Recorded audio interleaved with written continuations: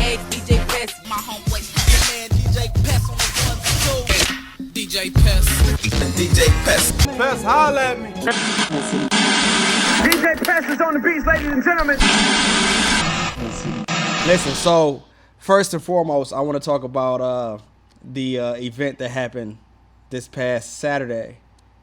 Mm-hmm. It was a mistake. I was supposed to be there, but I wasn't supposed to be there. I don't know. I don't know how that went, man. But shout out to Swerve. It was Country Boys too, right? Yep. Yeah. And so K-Brock. And K-Brock. So it was 3-day events, all three. Yeah. Like it was a album release for K-Brock / birthday party for the Country Boys, hosted by Swerve. Oh. Okay. Yeah. Well, let's get down to it.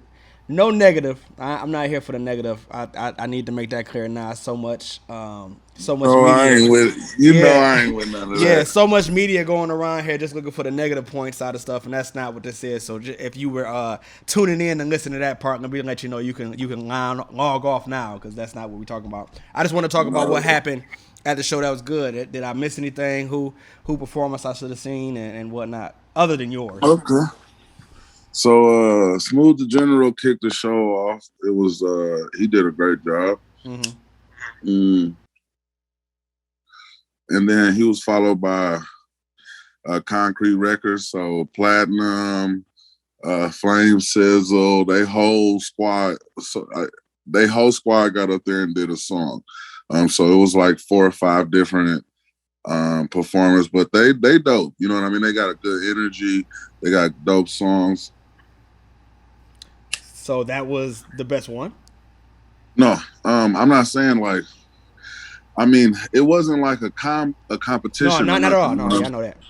But you know, they like everybody did good. Nobody was up there trash. Like they handpicked the artists that they wanted to perform, and they picked artists that they knew had dope shows. So Smooth the General did good. The Concrete Records team did good. Then it was after them it was Jello. He is an artist that's under Country Boys. His name Big Jello or something like that. G-E-L-O. Jello dope though. He got some nice little bars. He from Mesa. But he did his thing. Then there was an intermission, and then I went on. I killed it. And then they had some R&B acts come out too. They did their thing. K-Brock, you know, he came and killed it. The Country Boys, they killed it. It was a dope show. Swerve was, you know, doing this DJ 1s and 2s, keeping the crowd in tune, and you know what I mean? Like, it was dope. So it went good without a hitch. Mm-hmm. Well, in that case, I'm sorry I missed the event. I would have liked to have been there, but this was just one of those weekends where daddy daycare was in full effect. I know. Yeah, I learned a lot about my children this weekend too. That's a whole nother interview. But yeah, I wanted to come, man. I'm sure it's more parties on the way. I'm not about to say that's their last one. The Country Boys been doing their thing for a minute now. It's good. That was their. I don't want to ask you because I mean you might not know, but that was their first event, wasn't it? Oh yeah, as far as I know, yeah. Like since I've been on the hip hop scene, you know, I'm almost 2 years in, so you know, I've been seeing the Country Boys rock out at shows. We did shows together, but I had them out for my 420 show. You know, the 420 show we did, we had them come out and perform there too. But this is the first event that I seen that it was their event. You know what I mean? Good. Well, I know Swerve gonna do his thing. And this ain't his first time DJing. I remember he dropped a flyer for the event probably like 2 months ago though. He started. Yeah, because they've been reached out to me. This was before. Yeah, this had to be probably like late May, early June. Swerve had reached out to me about the show and wanted me to hop on it. You know what I mean? Locking me in as one of the headliners. So it was dope. You know what I mean? They definitely had this prepared. All right. Well, shout out to Swerve. Shout out to Country Boys. I didn't know K Brock was on it, but shout out to K Brock too. Did his project drop? You said it was an album release, right? Yup. He dropped the Castles project. Shout out K Brock. Go stream that Castles. Yeah, for sure. What you do? What songs you do? Man, I had a 15-minute set. I did a bunch of songs. Okay, so what are the songs that you had to do that was mandatory? RNL. All right. And I'm starting to notice the type of reaction I get when I perform RNL from both males and females. Like, that's a really big record. I really, you know what I mean? Like, I'm glad that I still promote and push that. You know what I mean? Like, what, as an artist, we get caught up in the... Wait, I got to stop you. I have to stop you right there because we never talked about it. That song almost never even came out. Very true. And why is that? Tell me why that song never even... Because, like, you could tell, like, RNL is a different bag for me. And like I said, I only been doing music, you know what I mean, seriously since December of 2019. So all I've been dropping is street music, you know what I mean? That's my lane. So for me to make a song like RNL, I felt so vulnerable. That would be the best word to explain it. Like, I was vulnerable because all my music come from life experiences. You know what I'm talking about? So what I was going through at the time, me even going in the studio and recording that song, I instantly was like, this going in the vault. It ain't never coming out. Like, I didn't even want to, you know what I mean? Just being the type of dude that I am and the type of principles I stand on, the way that we taught, us as men, we're not supposed to even show that kind of vulnerability. And I understand, like, it's music. This is me growing as an artist, you know what I mean? Which is what was allowed me to let people hear the song and had them push me to put that song out. You know what I mean? Like, I still was like, man, but you know, like, even the Bible say when two or more come into agreement, you know what I'm talking about? So I'm like, I'm hearing it from all different sources. Everybody I lay here, like, yo, that song is out of here. You know what I mean? Like, you got to drop that. You have to drop RNL. Like, so you see, it wasn't on From the D to AZ, but I had recorded it in enough time that it could have made. Oh, I didn't know that. I didn't know you had that before the project dropped. I thought that was after. I had it. It's been in the vault. That's what I mean. Like, I had that recorded. I dropped From the D to AZ in May of last year. I probably recorded that like in March or something like that last year or so. So do you regret not putting it on the project? No. Because From the D to AZ really was, most of that was like older material that I had already either recorded before and just never released it, or, you know what I mean? Like, that's why a lot of that I'm talking about when I first came home from jail and going to jail and all of that, like, all that was stuff that I felt like I had to get out in order for me to even jump into the new bag. So RNL was just the start of me jumping into a new bag, but I don't regret it not being on From the D to AZ. Like, if I could go back, I would actually never have released From the D to AZ. Oh, what?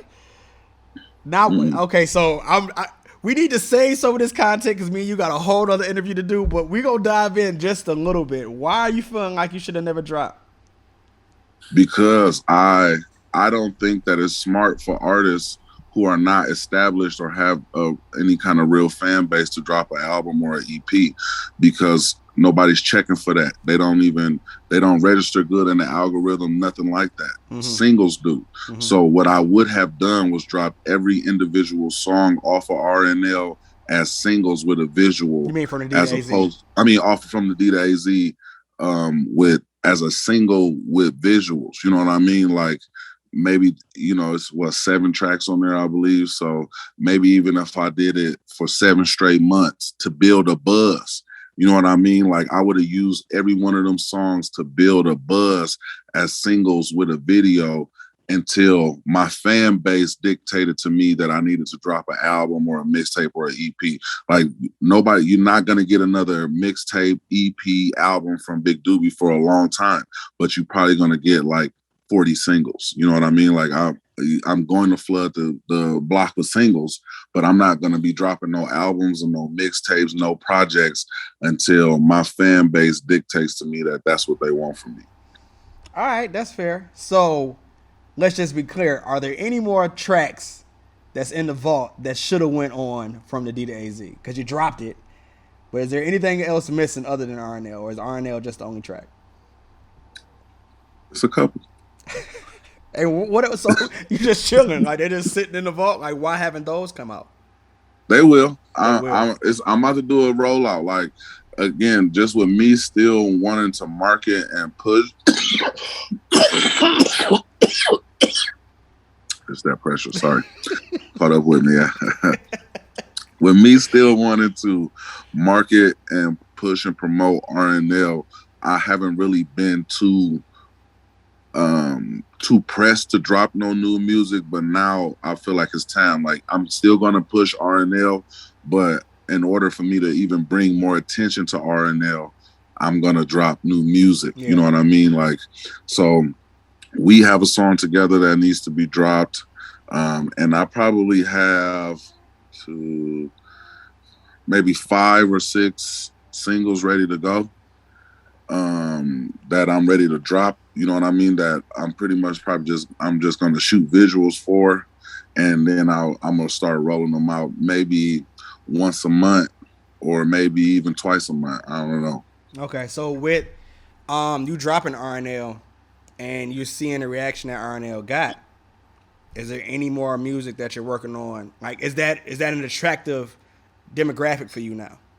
Absolutely. I have all kind of like RNL opened me up to be more open to suggestions for other bags, because like people who know me and know me even growing up before I got into music know that I've always been a dope ass artist. You know what I mean? Like, well, I was a dope ass rapper. I say, because there's a difference between an artist and a rapper.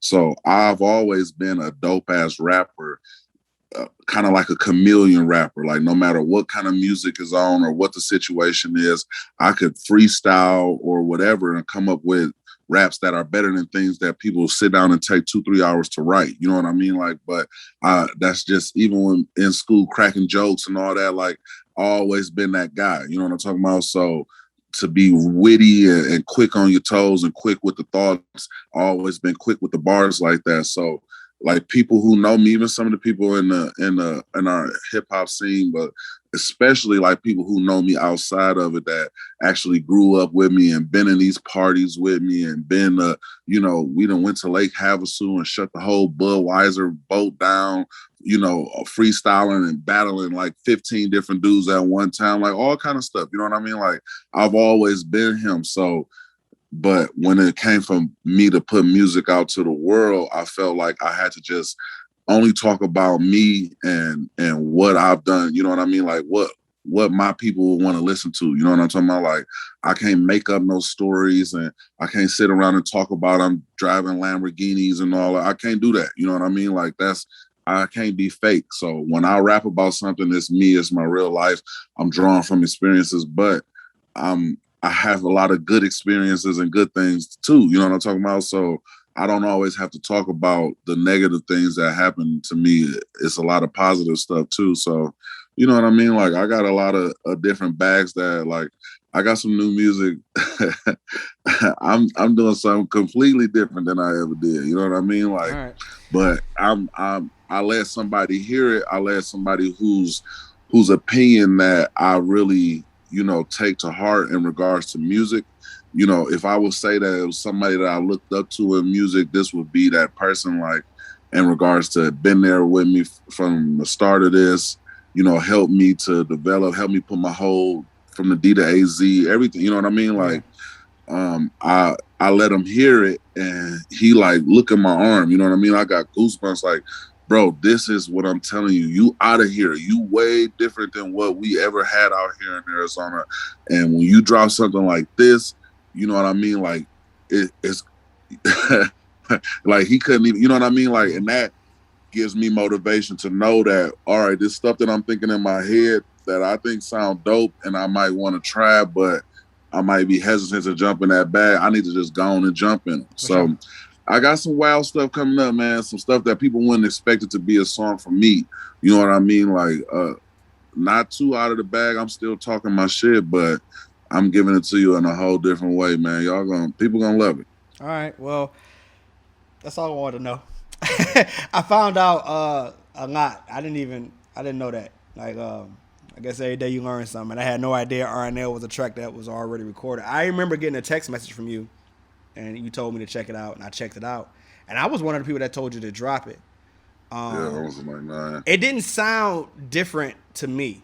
You know, it sounded like something usual. It sounded like something that you wasn't out of your element, is what I'm saying. Yeah. You know, so I'm glad it's working out. A lot of people love the song. You know, I played it at Sipping Bowl this past weekend. And that wasn't like me breaking it, because I play it almost at every joint. I remember before that, when I believe that's your first radio single, because I remember, you know, when we first started and we had tracks from the D to AZ that I had to kind of like force in the rotation. Yeah. You know, I had you know, you got the I'm Illy, That's All We Ever Known. It was one more joint I used to play. Snapping. Snapping was fire, but you know, for the attention span, it's just too long. Yeah. You know, so I remember when I got RNL, the minute I got RNL, because of the sample, because of the content, because of the chorus, easy. Yeah. So I've been playing that joint ever since I had the opportunity to play it. So I'm glad people picking up on it rather. And yeah, that's just shocking to me. So this is Big Doobie. A lot coming in stores for him to tell you. It's gonna be that's a whole nother extra 5 minutes we got to tack on to the stuff that we about to get going in these streets, man. But I just wanted to holler at you and find out what was going on with the event I missed this past weekend. I'm going to try my hardest not to miss any more of those joints. Because while you were going on stage, I was like, man, I need to be there. You know, because I saw you performing. I think you were performing That's All We Ever Know. I think that's what I saw on somebody's video. And I was like, damn, we need some drops, some explosions, some glass breaking, you know. So man. I ain't going to miss too many more of those, man. But yeah, man, Big Doobie signing off, U-Choice Radio. We about to get into this track, RNL, Turn Me All the Way Up. Ladies and gentlemen, the biggest internet radio station on the planet. Even the other radio stations are tuning in. Your choice, your music. UChoiceradio.com. Hey, DJ Pest, my homeboy. Man, DJ Pest on the 1 2. DJ Pest. DJ Pest. Pest, holla at me. DJ Pest is on the beats, ladies and gentlemen.